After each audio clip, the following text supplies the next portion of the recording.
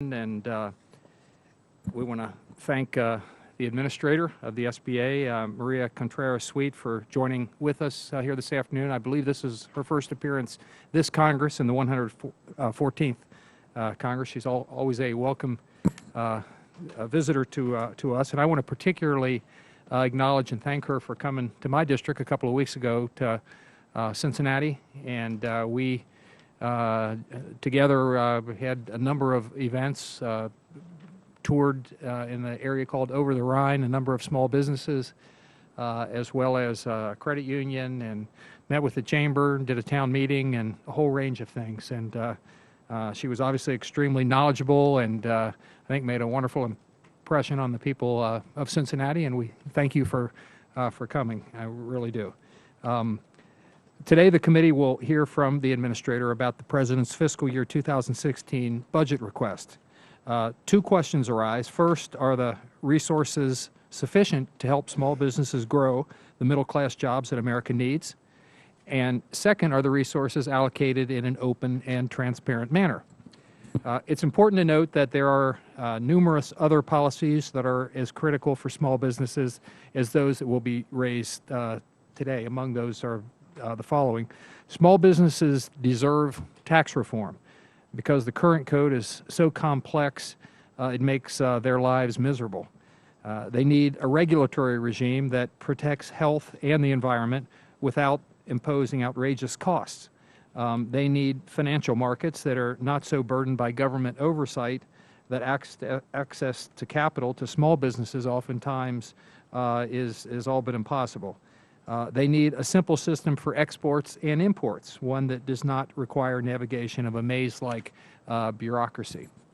Now, turning to the SBA budget request, I believe that it's more than sufficient to meet the needs of America's entrepreneurs. Where I disagree with that request is in the priorities revealed in the request. For example, the SBA budget makes no mention of hiring additional key personnel who will help small businesses enter the federal contracting marketplace, a key pillar of the Small Business Act. The budget fails to allocate additional funds or explain how the agency will update its loan management accounting system that still utilizes 1960s computer technology. The budget request disturbingly fails to mention the absence of a chief information officer to oversee implementation of computer technology. The budget request makes no mention of resources needed to implement changes made to SBA's government contracting programs that have yet to be implemented. Instead, the SBA budget request is replete with its own initiatives and priorities. These include more funds for, among other things, entrepreneurial outreach programs that duplicate services, in many instances, provided by existing partners, a new computer system not requested by Congress, the Loan Information Network for access to credit that's intended to help small businesses find SBA lending partners, and executive direction. This request for more than $5 million in executive direction is particularly troubling. After more than 60 years of existence, executive direction from the SBA suddenly determines that a more than century-old statute, the Anti-Deficiency Act, applies to the closing of loans without any explanation. Executive direction from the agency entails waiting 30 years to update the application process for small business investment companies and then failing to publish that update in the Federal Register. Executive direction forces changes in cost accounting procedures for Small Business Development Center grantees, but provides no mechanism for challenging that action. If these are the types of decisions that will result from increased executive direction, it represents very questionable use of resources, in my opinion. The SBA must reconsider its priorities to minimize risk to taxpayers from a $100 billion loan portfolio while maximizing opportunities that ensure small businesses will continue to prosper and create needed middle-class jobs. That should include a top-down reexamination of the agency's procedures for creating policy. Ultimately, budgeting is about the bottom line for small businesses. For the SBA, the budget is about accountability. The budget request is the agency's defense of its priorities to taxpayers, current small business owners, entrepreneurs, and Congress. If this is the agency's defense, then it has not gotten off to that accountability right. And I would now yield to the ranking member, Ms. Velasquez for her opening statement. Thank you, Mr. Chairman.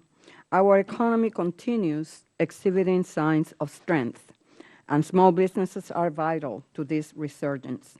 Last year, companies with fewer than 500 workers expanded their payrolls by more than 2 million positions. That is roughly two-thirds of the 3 million total new hires. Clearly, as with previous economic recoveries, our nation's small businesses sector will be instrumental to our overall progress.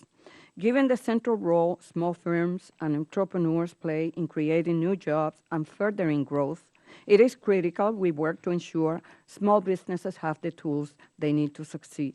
The Small Business Administration plays a vital role in this regard. Access to capital is a perennial challenge for all small businesses. When private capital markets are insufficient for small companies seeking affordable loans, the SBA's initiatives help fill in the gaps. Last fiscal year, the agency supported nearly $19 billion in lending through its 7A program alone. Another $4 billion in lending was made available for capital-intensive projects through the agency's 504 initiative. In many instances, these were businesses that might struggle to secure financing elsewhere. It is vital that the SBA capital programs function smoothly and continue serving as a backstop to private capital markets. For small firms to succeed, they need more than capital. Technical know-how and guidance on everything from how to develop a business plan to export products to new markets can make the difference between whether a business thrives or goes under. To help meet those needs, the SBA has a range of entrepreneurial development initiatives. The agency's network of small business development centers and women's business development centers are spread throughout the country, providing valuable counseling services to startups and growing companies in every region. Beyond capital and technical assistance, the SBA also plays a vital role in helping small businesses and disadvantaged firms secure their fair share of federal contracts. Federal procurement efforts are responsible for $500 billion in economic activity. When small firms are awarded these type of projects, the benefits are twofold. Taxpayers receive quality goods and services at fair prices, while small companies are able to grow and in many cases add employees to their payroll. In that sense, the SBA's contracting programs are another element critical to our overall economic health. Given the myriad ways the Small Business Administration can be critical to the health of the small business sector, it is paramount that the agency's scarce resources be invested wisely. I look forward to hearing the administrator's views regarding the agency's priorities moving forward. With that, I thank the chairman again for holding this important hearing, and I want to thank the administrator for being here today. I yield the balance of my time. Thank you very much. And we'll now introduce our sole witness here this afternoon, the administrator, who took her position in April of 2014. Before that, Maria Contreras-Sweet became the 24th administrator of the U.S. Small Business Administration and a member of President Obama's cabinet on April 7th, 2014. Prior to her arrival in Washington, Contreras-Sweet founded the first Latino-formed commercial bank in California in more than 35 years that focused on serving small and medium-sized businesses. We welcome you here again this afternoon, Madam Administrator, and we generally have a 5-minute rule, but we open it up to you to take such time as you might consume within reason, since there's just one witness. So thank you very much for being here. Thank you. Thank you again for that generous introduction, Chairman Shabbat, and of course to Ranking Member Velasquez and the distinguished members of the committee. Thank you for this opportunity to testify about SBA's fiscal year 2016 budget. Chairman, congratulations. It's nice to see you come back to your committee. Your leadership and your record on bipartisanship and your commitment to the small businesses is a great tribute to our country. Thank you for that. I know there are many new faces on the committee, and I've already had some productive conversations with some of you, and I look forward to visiting with all of you and your districts in the months ahead. Entrepreneurs, I agree, Ms. Velasquez, are the backbone of our economy. They exude confidence, they exude courage and character. The programs in this budget have one thing in common. They seek to maximize opportunities for small business owners to create jobs and contribute their talents to our economy. That's the agency's mission, and that's why I'm here today. To accomplish this goal, we must continue our work to modernize the SBA so that we're accessible and relevant to the business community in the 21st century. To that end, I want to share with you an important achievement in this document before you. Our fiscal year 16 budget proposal contains a zero subsidy request for our core capital programs. Those would be the 7A, the 504, and the Small Business Investment Company, SBIC programs.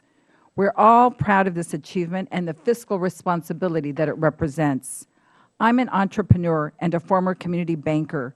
I take my fiduciary responsibility seriously, and this budget represents my commitment to be a good steward of taxpayer dollars.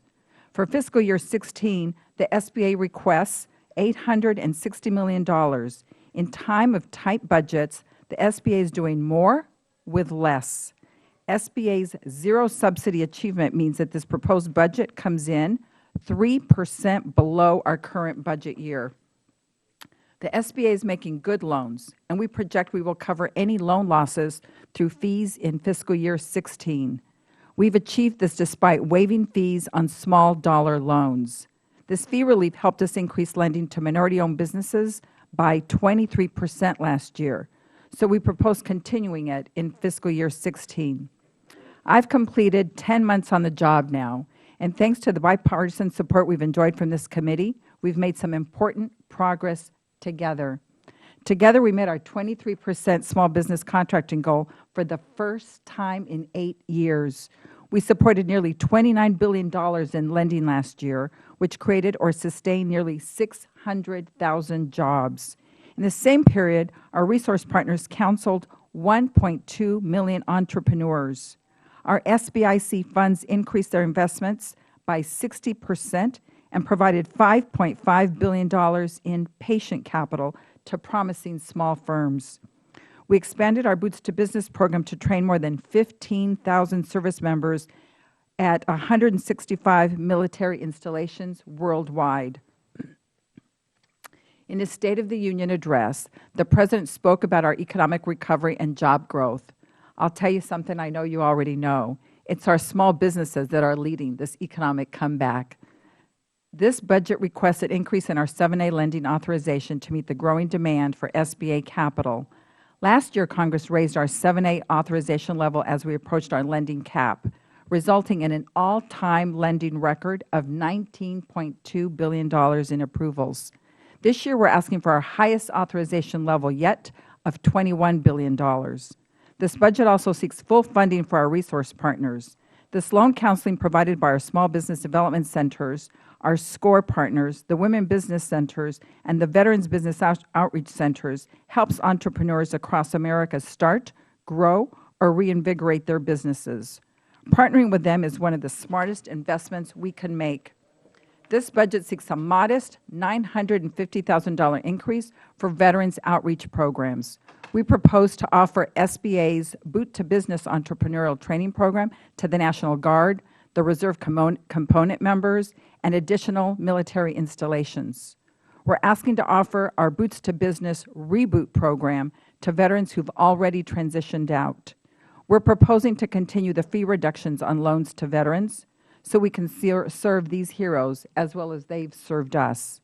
We're also asking to expand SBA's microloan program level by 40% to increase the ability of microlenders to capitalize startups and provide technical assistance. We're convinced this expansion will fill a real need for more small dollar loans in the current commercial market. It'll help underserved and rural businesses turn a profit and create more jobs. This budget also seeks to improve our customer service. As a former community banker, I understand that the best way to make SBA more effective is to make our products and processes easier, quicker, and more cost-effective. This budget structure accomplishes this critical goal by migrating more of our services online, where more and more banking is taking place today. This April, we'll roll out our highly anticipated SBA One system. This is the automation of the entire 7A loan application. It's going to significantly cut the cost and time of our application process. We recently demonstrated this new service to our bankers, and the feedback has been overwhelmingly positive. Last year, I rolled out my modernization plan to fashion a 21st century SBA that stands for Smart, Bold, and Accessible. SMART means implementing systems that harness technology to deliver capital more effectively. Bold means opening new markets for small business owners both at home and abroad. And accessible means making our services available to all, including women, veterans, rural entrepreneurs, seniors, and the disadvantaged. As the ranking member indicated, more than 2 million of the 3 million jobs generated last year were created by small businesses. This budget would help us build on this momentum. It would give us the resources we need to perform our core mission and help more small businesses innovate, launch, hire, and grow. Again, many thanks to the members of this committee and to our very committed staff at the SBA across the country. Thank you, Mr. Chairman. Thank you very much for your testimony, Madam Administrator, and I'll recognize myself for 5 minutes. My first question, as you know, I had introduced legislation last Congress to help small businesses, the investment companies, SBICs. What is the SBA doing to make that application process more open, transparent, and less complex? First of all, let me compliment you on sponsoring, or I should say, sort of being the patron of the Family of Funds program. We're really looking forward to having that tool. So I want to thank you right at the front end for that leadership. We think it's an important tool for job creation. The fact that we have a cap, and then if you have success with one fund and another, it prohibits you from going on to the next. So I just wanted to thank you for that foremost. But you know, on the SBICs, we've been at zero subsidy now for about 11 years, and I have to tell you that that program has seasoned executives that really vet these applications, and as a result, I think that we're having that kind of success.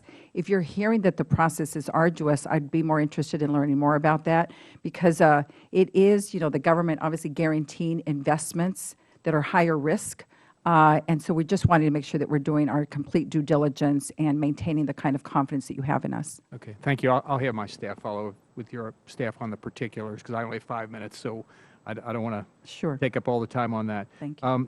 The SBA uses private sector partners to provide capital, as you know, to small businesses. These programs have specific missions.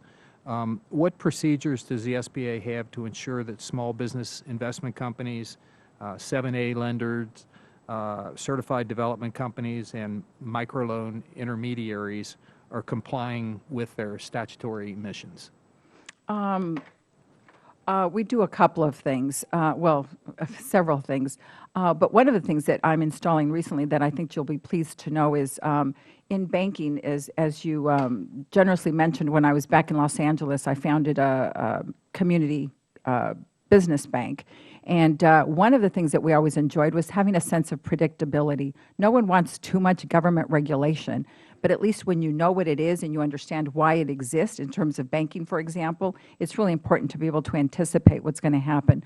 So I felt that in terms of our regulation, for example, as you mentioned in CDCs, our regulation, or rather our oversight, I should say, was not as clear to people when we went in to examine it. There was some standard process through which we regulated or examined these partners. And so we're installing a new program that we call Paris, and it will do just that, sir. It'll make sure that we have a standard, anticipated, confident program that people can plan to, manage to, so that when we get there, we all talk in the same language.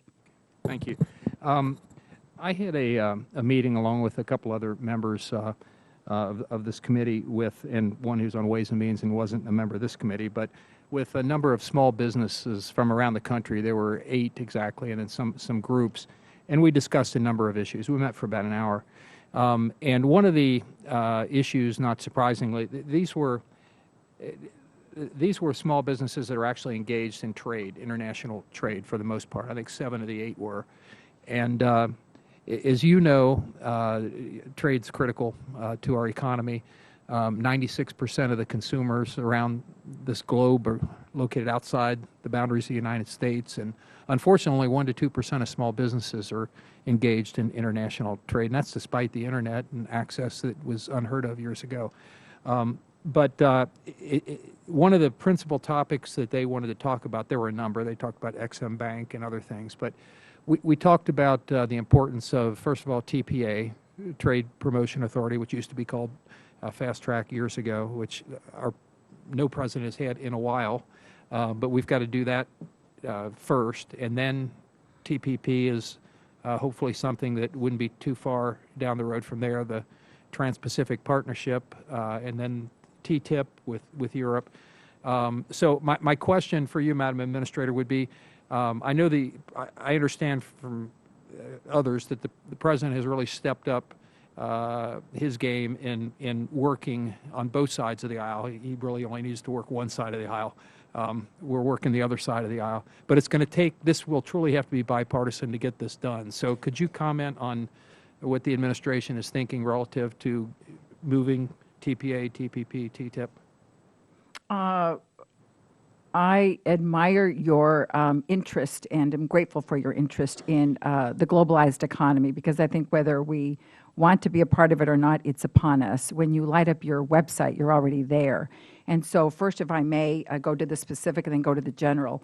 Let me just say that specifically at the SBA, when I mentioned in my opening address about the smart, bold, and the accessible, the bold really meant was speaking to the market making. I do think that we have to help small businesses engage and protect them. In other words, not protectionist, but rather guide them through the international marketplace. And so to that extent, you know that we have USIACs that we deploy. We have products that help them. We have really strong products that have a 90% guarantee. Lamentably, it's just not a well-known product, and so that would, that's one place where we can work together. But then to your general point about the administration, clearly the President's made this a top priority of his. He understands that if we don't set some rules of engagement, China will set them for us. And so in that regard, I know the President has asked all of us at Cabinet to make this a top priority. And so I've been traveling across the country to try to engage and engage the conversation, have people give us feedback about what that could look like. I've been meeting directly with Mike Froman, my Cabinet colleague, about an SME chapter and what that should include. We're taking valid input across the country from people, and it's informing our process. But to the extent that we get TPA and TPP, we think that that'll set a great foundational framework for TTIP. Thank you very much. My time's expired, but to the extent that I can, please let me urge you to do everything within your power to emphasize to the administration the importance of passing these trade pieces of legislation to small businesses across the country. And you and I, in our different capacities, I think, should do everything we can to do that. So thank you very much. I appreciate it. And I now recognize the gentlelady from New York, the ranking member of the committee, Ms. Velasquez. Thank you, Mr. Chairman. And welcome, Administrator Contreras-Sweet. One of the biggest challenges that we face in our country is the income inequality, the widening gap. For few, the economy is doing extremely well, but for a big majority, they're not. And so one of the programs that we have within the Small Business Administration is the PRIME program that serves to help the very low-income entrepreneurs.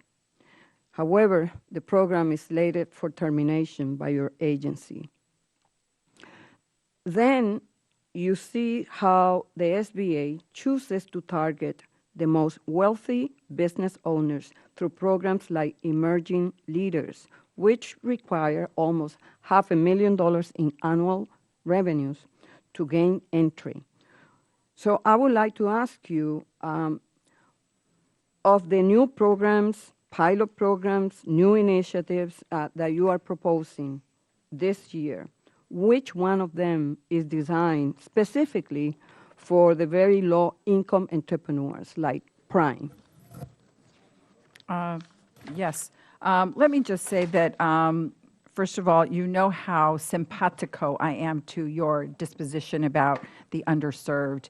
It is something that I feel that I've been trying at least to emulate your work and to do it in my own little way in Los Angeles.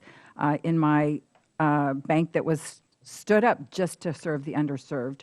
So you know that that's where I come from in a place. When you are an immigrant, as I am, and you navigate, any assistance along the way is something that is very well received.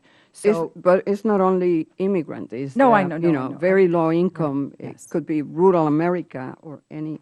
Yes. So yeah, so I just wanted to say, I hope that you noticed that we did amp up the technical assistance component under the microloan assistance program to accommodate that. It's why, in large measure, we zeroed out fees on the loans under $150,000. I understand. My question to you is, of the new programs and the new initiatives, if there is any that is being designed, tailored to help the very low income entrepreneurs. Because then yes. you have the emerging leaders and other programs. And you're going to tell me that maybe, the microloan program could fill that gap. But I could tell you that the SBDCs offer training as well as the emerging leaders do. So maybe if we're going to say that it's duplicative, well, in this case of emerging leaders that are doing extremely well, that might not need the type of technical assistance that low-income entrepreneurs need. Right. The way and again, just only from my experience as a banker and then as a business person trying to start 3 businesses, I felt that there were 3 things that we needed to do to help this target community that you're identifying. And one is to provide them counseling. We launched a program also, and again, I'm reluctant to call it a program because I think it's a segmentation, but it's called My Brother's Keeper, and it speaks to focus on clearly the underserved. And so we're working with community colleges, we're working with churches, and we're going across the country. In fact, it's a program that we're launching very eminently, and again, I'm reluctant to use the word program, but this initiative, this effort very soon to target that very population. And then the second thing is that I've just been working with the credit unions of late to make sure that they make those $50,000 loans and under more available, and so we've entered into a partnership with them. Okay. And then third, the technology to make the system more efficient. We have 2 new programs, Emerging Leaders and Scale Up America. Both of them provide training for very successful businesses.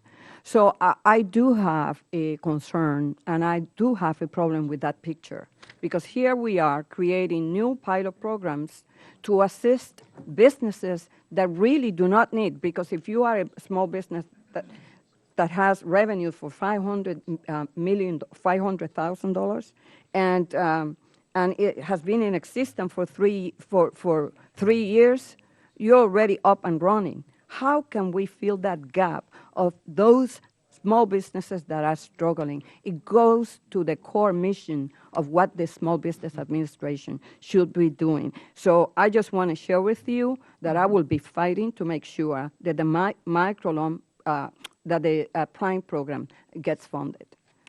Just if this is any consolation, I hope that you also noticed that we amped up by $1 million for the Women Business Centers, which are wholly dedicated to underserved communities as well, in addition to My Brother's Keeper. Okay. I would like to talk to you about the SBICs. The gentlelady's Yes. time's expired. Would you like an additional minute or so? Yes, please. Okay, gentlelady's Thank you. recognized for an additional minute. Let me call your attention to the fact that the agency is claiming that you achieved the 23% goal, contracting goal, and I'm very happy about that. But then I cannot reconcile that with the Inspector General report that says that $1 billion of small business contracting actions were awarded to big firms, ineligible firms. So how do you reconcile that? And my question is, you have to have better mechanism and oversight to make sure that those contracting actions go to those who were intended to go in the first place, small businesses. And $1 billion going to big firms and then being counted as small firms is just not right. The ranking member's time's expired, but you can answer the question. Well, just let me say, I couldn't agree with her more, that when we have a program that is focused on small businesses, that is what we want to do. And so just to say that the SBA is committed, several programs put in place to make sure that, that this is not taking place. We have disbarred more people, 3 times more at the rate since we took office than prior 10 years. So I want you to know we are on it. We are adding more personnel. We're conducting more anomaly reports, and just every tool available to us is being deployed. Thank you, Mr. Gentleman's time's expired. The gentleman from Nevada, Mr. Hardy, who's the chairman of the Subcommittee on Investigations, Oversight, and Regulations, is recognized for 5 minutes. Thank you, Mr. Chairman. You know, I'm a small business owner myself, or was, and I was out in the district this last week. And my district is District 4, which hosts Nellis Air Force Base.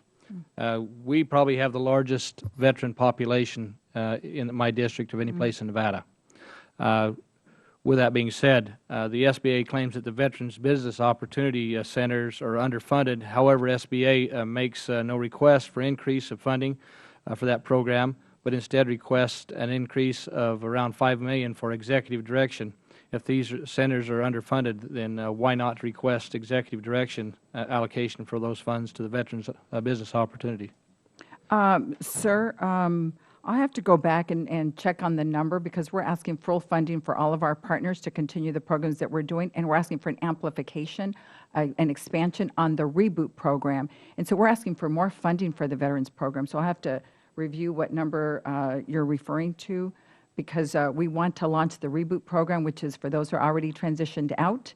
And so my understanding is that our request is an increase. I'll have to look to see. According to the report, I looked at it, there were some questions about whether that was what was actually happening. So we can get with each other after. I'd be delighted, sir. Thank you, of course. The other thing is the Inspector General question. Why does the SBA require the Office of Inspector General to clear all the proposed final rules? And can you speak of how the role of the Inspector General works with SBA? We have, I try to visit with the Inspector General on a monthly basis, and to have a proactive, I always think it's better to prevent than to detect. It's sort of my Japanese training when I was in corporate, the private sector. It's not about detection, it's about prevention. So to the extent that I can meet with the Inspector General in advance of promulgating something to get the feedback, then I think it helps us to be more efficient and not have to get caught up in messy quagmires at the end of the process. Okay. If you could you explain to me how the SBA works with veterans on getting access and moving forward to access those funds? And the question I also have is, it expresses that the program is at about $350,000. Is that sufficient for small businesses? Because it seems like a pretty low number to me. Oh, I thank you for allowing me the opportunity to clarify that point. What we're saying is that up to $350,000, we've zeroed out fees, but they can take loans up to $5 million. It's just the fee structure, so that we are waiving fees for veterans on loans up to $350,000. That's the point on that. Not that we're limiting to that size of loan. So I don't. That's the clarification on that score. I'm sorry, and your other question was? It was about the process of how a veteran actually accesses utilizes their benefit to be able to get it part of the SBA. So the program is really quite dynamic and interesting. It's part of the federal TAP program, the Transitioning Assistance Program. So we go into the installations globally around the world, and we introduce them first to a couple of hour video.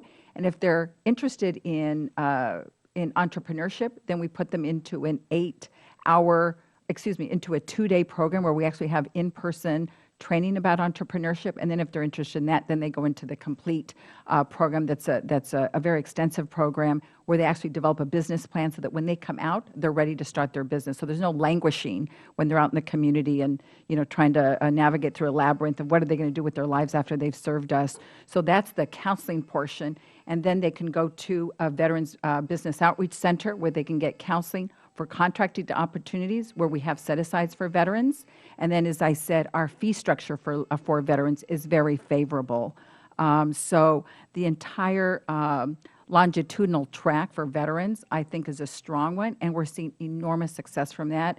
And the success rate of veterans who are starting businesses is outstanding. It's their discipline, their rigor, And so we're experiencing strong success there. One last question. Through this process, is there specific things that the SBA looks at and how somebody's qualified for a certain business or get involved in it? Do they have to have any real world experience in that industry that they're trying to get into a small business? Or how do you qualify individuals? Is there an education factor that meets that criteria that you have to meet?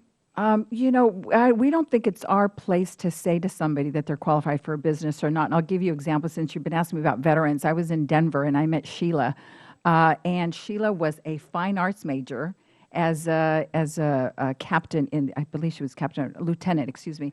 And anyway, the point, she was a fine arts major, but she was in this intelligence unit where they trained our Black Hawk helicopter pilots. And she always wanted to fix the training, but yet her family brought her home. Her daughter needed her at home. Long story short, she ended up hiring some engineers and came to the SBA, and so we provided her counseling to build her plan out, and then we guided her so that she could get certified and actually apply for an SBIR grant that she was able to take to commercialization. And now she has a multi-million-dollar business, and she's creating jobs and building a very important supply chain. So it's not to us to decide what they want to do or that they're major matches. If we feel that they have the passion and the wherewithal, they build a business plan, and we help them navigate through it. And if they're successful, more power to them. The gentleman's time's expired. There are votes on the floor. We'll go through one more 5-minute round of questions here. Then we'll go over and vote. Now, there are 3 votes, and there's a motion to recommit, so we're probably pushes us up to around 4, I think, before we were able to come back for votes. So Okay. I think we do have other members that want to, on both sides, that want to ask questions. So if you're able to come back, I know that you had a 4 o'clock time, but if you're able to modify that and just let our staff know what the status is. All right, Appreciate thank it. you. The gentlelady from California, Ms. Hsu, is recognized for 5 minutes. Okay. Administrator Contreras-Sweet, I'm struck by how much initiative the SBA has taken to address the critical problems that small businesses are facing in this nation. And I'd like you to tell us about how 3 of these initiatives work.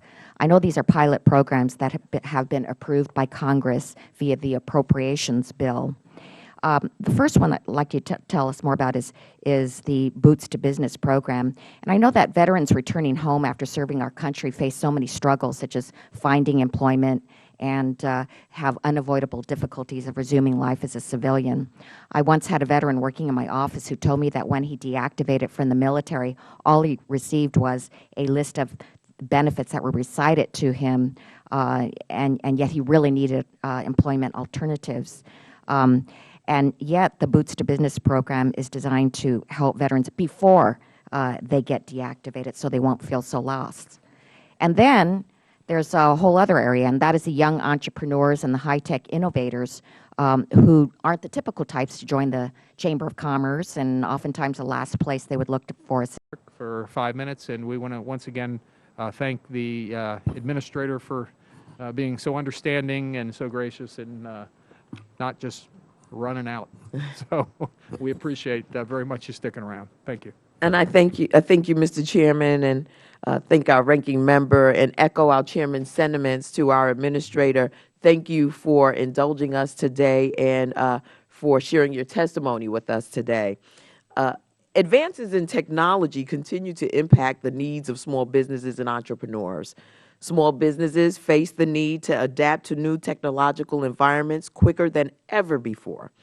I'm pleased to hear that one of your focal points is the modernization of the SBA, and I support your efforts to implement your new online programs. My question, Madam Administrator, is would you discuss in more detail the new technological tools that the SBA plans to implement, particularly how these tools may reach out to economically and socially disadvantaged citizens that may benefit from the many opportunities afforded by the SBA?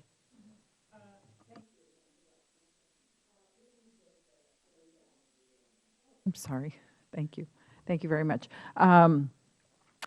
Technology allows us to do quite a bit, and one of those is the goal that you just framed.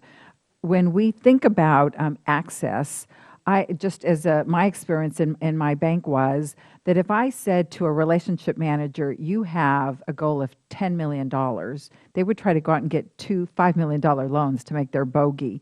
And so when you have, and so the challenge was, they said it's about finding, I'd say, no, I want you to put out, 10 $500,000 loans, or even, even smaller. And so then it was about how much foot traffic could we get into the bank? How do we identify them? It's just as much work to underwrite a small loan as it is to do a larger loan. So what technology allows us to do is, number one, through Link, it allows us to create that kind of foot traffic. Just during our break today, we just met with the Women's Business Center, who outlined to us that in just 1 week, she was able to get incredible foot traffic through the Link program. That's a dating match program where people who are looking for loans get real-time responses from banks, and they're allowed to make a match, and then they get a date, if you will, and so it allows you to connect with the banker much more quickly. So it's foot traffic, if you will, in very, very real time. So that allows more people to get in and to be heard by banks. Number two, it allows then the relationship manager to get a whole bunch of more people that he doesn't have to go out and scout, and so it's more efficient for community banks. The next level is this, what we call a liquid FICO score, and that's a second initiative that we put in place, and that allows us to expedite the way in which we underwrite and the global cash flows and the debt service coverage considerations that we do in our underwriting systems. This allows us to do that for the community bank that heretofore didn't want to do SBA loans because they were so cumbersome. So thank you for asking the question, because we think that this is going to be an important advancement to allow banks to do more of our SBA loans. And clearly there is strong evidence that when we compare our SBA loans to the general market conventional loans, there's so many more minorities that benefit from SBA loans. And the third, and the one that we think is going to be the most transformative, is SBA 1. And that is going to come online in a couple of months, and that's going to completely transform the way we interact with our lending partners. And so again, we think that our loans will become more attractive to banks and make them more available to our targeted disadvantaged communities, particularly our small business communities, and therefore we think positive outcomes will ensue. Thank you. That sounds like a real game changer, Madam Administrator. I'm looking forward to seeing the results of the online rollout, and just how people really adhere to the usage of it, because you were probably dealing with some areas that are more fluent in the use of online services versus others that are sort of getting up to speed on it. So I'm looking forward to that. Just sort of very quickly, the SCORE Association has been a great resource for small businesses, particularly in my district in Brooklyn. Can you express to us what plans, if any, you have to expand and grow the collaboration between SBA and SCORE chapters, and how would you sort of rate the relationship as it stands today? SCORE is one of the most impressive organizations in America. When you think that these are seasoned executives who have already had success, and they come back and volunteer their services to help replicate their stories, I think that's an admirable story. I was recently visiting with them at their 50th anniversary, and it was really quite impressive to see the generosity of these men and women who come before. I know they're working, to your earlier question, I know that they're also working to address more diversity in their outreach, and that's something that we're working to support. And so that's another important thing. But just generally speaking, we're asking for full funding for SCORE because we think they are important partners, and to the extent that they can continue to recruit volunteers, then I think their programs will clearly grow, and the counseling will grow, and we'll be able to create more jobs. So we're very heartened by the work of SCORE, and we consider them top partners, if you will. They're priority partners with us, and I've enjoyed visiting with them, and many of them are co-located in the SBA offices, so we have a very intimate relationship. Thank you, Mr. Chairman, for your indulgence. I yield back. Thank you, Madam very much. Administrator. The general lady's time has expired. If the administrator can stay a few more minutes, I've got a couple of questions, and Nidhi has a couple of questions. And I don't have any more. oh, you don't? Yeah. Okay. Well, I'll just ask a couple of quick ones. Sure, sir. You've been at the SBA for not quite a year, I guess April last year. What's the most significant challenge in managing the agency that you've found since you've been there? You and I sort of discussed this briefly, and that is that unfortunately, our products are seen as cumbersome. And so I think that people see the SBA as their grandfather's SBA. And that's what we're really working hard is the arc of our work, sir, is to make certain that we are responding to the technological advances and the way people take in information. And so I think that overall that will be the arc of our work is the way we take the SBA and bring it into the 21st century. When you think about the technology that we need to use and need to become familiar with to make sure that we're helping small businesses navigate through the technology that they can deploy and will be encountering in their work. So that's one part of the modernization effort. The other is that our population, used to compete, our target market used to be one florist competed against another florist across the street, and now they find themselves, as you identified, in a global marketplace. So the marketplace is different. We need to make sure that we're modernizing the way we think about market making, and I heard you address markets, and I think that's a salient point that we need to address as well, and I think are doing nicely with those initiatives that I discussed that we're putting in place. And the third is that the population is dramatically changing. So we need to address whether we have cultural competency, as the ranking member mentioned. We need to make sure that we're responding to how many, I was going to use the word seniors, but let's just call them encore entrepreneurs.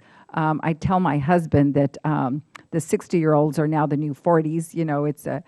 Our population is changing, and so we need to make sure that we have products that respond to the dynamic, changing demographics for our seniors, for our vets, as we mentioned, the millennials who now want to start more businesses than ever. And so all in all, I would say the arc of the work is the modernization agenda. Good. Thank you. You mentioned the kind of the perception among folks of the challenge that it is to go through and get loans, for example, through the SBA. We had 8 those businesses that I mentioned this morning that were principally in the international trade. That's why we met. And I asked them, how many of you have ever gotten loans through the SBA or attempted to? And 3 of the 8 had attempted, but ultimately either didn't go through with the process or were rejected. I think the limits weren't conducive to what they were trying to do, and they just thought the paperwork's kind of daunting, and they just sort of dropped out. So those were folks that we hadn't prompted. I wasn't sure what they'd say, but just so you know, you don't necessarily have to respond, but that is what they told me. My final thing that I would want you to respond to, if you could, the Judiciary Committee passed the Regulatory Flexibility Act that we've passed in previous Congresses a couple of weeks ago, and it's a small business bill to some degree, so I was the principal sponsor, but it didn't actually go through this committee because we wanted to go ahead and get it to the floor. We'd already been through this committee in past Congresses. Anyway, in general, what the Regulatory Flexibility Improvements Act, because it was improvements, there already is an act that was passed years ago, but the Improvements Act, it does a couple things, but the principal thing that it does is require that when federal agencies are considering new rules or regulations, they have to get input from small businesses and determine what the impact will be, both direct and indirect. That's one of the differences between the existing and the old bill, or the old legislation, is that it would include indirect impacts on small businesses. So it passed the House. It was bipartisan. I forget exactly how many Democratic votes we got on the floor. It was, I think, 29 or 30 or something like that, and virtually all the Republicans. And the President, shortly after that, it hasn't gone through the Senate yet, but issued, and we've seen a fair number of these coming out recently, a veto threat, which I was, I can't say surprised, but wasn't happy about it.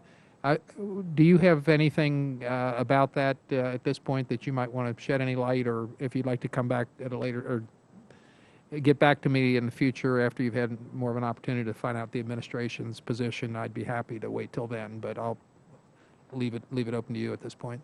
Thank you. But just if I may just go back a step to your earlier comment, I just wanted to assure you, I wanted to leave you with this assurance, because I noted that you referenced in your opening comments about the LMAS system, our loan management accounting system, and I just wanted to give you the wonderful news. I stated it in September when I was here, but maybe I just need to punctuate it or state it with the fine point. Our LMAS system project, the mainframe, we have migrated off the mainframe. We are no longer working. We have done that work, and it's a completed project, and it's the basis for which we were able to launch the Link and the SBA One. So I wanted to give you that assurance that that project is now behind us, and we're moving forward in a system that is now compatible with other systems, and so we're no longer in a proprietary system that was asked about during that in September, and to which you alluded in your opening remarks. Okay. But as it relates to regulatory, I have not read the specifics of the legislation, and so I'm happy to go back and review the specifics. But generally speaking, I believe in smart regulation. I don't believe in over-regulation. I believe in smart regulation. As a banker, I didn't appreciate the regulation that I had to navigate through to start my bank and certainly to operate the bank, but I understood that some were appropriate for consumer protection. And so it's trying to find that right balance. I have not heard that the President indicated that he would veto. I've heard that some of his staff said that they might advise him to veto it, but I have not heard that he has actually made a final decision on that. So I'd be delighted to get back to you once I learn more about what the administration's position is. I appreciate that very much. And I'll now yield to the gentleman from New Jersey, Mr. Payne, for 5 minutes. Thank you, Mr. Chair, and looking forward to serving with you on this committee and us working together to improve the circumstances for our constituents as it relates to small business, and to the ranking member who has been a consummate proponent for small businesses across the country. And Ms. Contreras-Sweet, welcome. Thank you.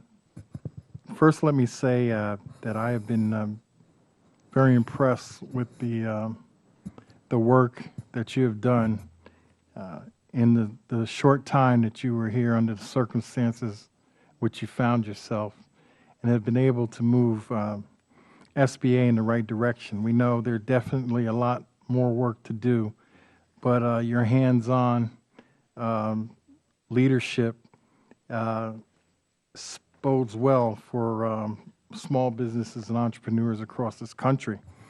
And I was delighted to have you in my district for an SBA small business seminar, along with Senator Booker, I believe, had it, and I was able to join. And also the attention that your office has shown to me and my constituents, and I appreciate that. Let me say that, you know, as you know, Hurricane Sandy heavily impacted New Jersey, and the Government Accountability Office found that the SBA took well above the goal of 21 days to process disaster relief applications. I see in the budget there's a request for another $159 million for major disasters and $28 million for other disasters. Can you tell the committee what additional improvements SBA intends to make to ensure better response in the future? And we know that wasn't under your initial purview, but moving forward, how do you see that? I have to share with you that since I'm from Los Angeles, I experienced the Northridge earthquake and was on the Rebuild Los Angeles board after we had the the South Central Los Angeles riots. And so I've been through situations where we really needed SBA and FEMA and others to come in to give us support. So this was something that was very important to me. And as soon as I took office, this was the first office that I sat down to review. So we've started, just from my experiences, things that I felt needed to be done, and the initiative of the good men and women who are trying to evolve at the department. We've done several things. First, what we found in the response rates and the time frame that it took to respond to the request, the loan request, it was because there was one queue. So what we did is we've now double-tracked the queue to have one for businesses and one for mortgages, mortgage recovery. And that's now how, so we now have experts in each queue, and they're able to process them a little faster. Another was that we took them manually. We went in and we gave them the paperwork, and they completed manually. We've now gone from 36% that came online to now 82% that are coming online. And so that's allowing us to be more efficient. A third initiative is that when people needed help, The limit, the cap limit of the unsecured loan limit was set at $14,000, and we've now raised it to $25,000. And another one is that when we see that there's some strong credit, and so we don't really have to take a lot of time underwriting and understanding what their financials are, we put them now in an even more rapid line. So these are the kinds of initiatives that we've put in place very recently. I know we can do more. I've recently met with FEMA to understand what their role is and how we can complement each other a little more effectively. And so just know that the work is ongoing. Okay, well, we appreciate that. And one of the SBA's objectives is to provide timely and instructive and useful information through the digital and in-person outreach efforts. With the rollout of the SBA One and Link programs, how do you plan to handle the pushback from our constituents who have more trust in in-person lending, and how will you gauge the success of this program? I can tell you that this does not obviate or supplant the process, and that there should still be some engagement in the process. For example, the date with the lender. You can come in and visit with the lender, and in most cases, you still have to go in and interact with the lender. But this is not a mandatory program. This is an opt-in. You choose to be on this program. So, for example, my mother is never going to go online. She still wants to engage and be personally addressed. And so this does not affect that system whatsoever. It's just an added program. It's another layer of programming. So I don't see that would I don't think that will supplant the personal engagement that needs to take place. At the end of the day, particularly community banks, what we do is, at least I did in my bank, is I'd always consider character as well. And so it is important to get to know the person and to develop the relationship and have a sense of their trustworthiness, creditworthiness. Thank you. Gentleman's time's expired. Madam Administrator, we want to thank you very much for your testimony here this afternoon. We're sorry that because of votes, you ended up having to stay beyond the time that you had originally allotted, and we appreciate you doing that. And I'd ask unanimous consent that members have 5 legislative days to submit statements and supporting materials for the record. And if there's no further business to come before the committee, we're adjourned. Thank you. Thank you very much. Thank you.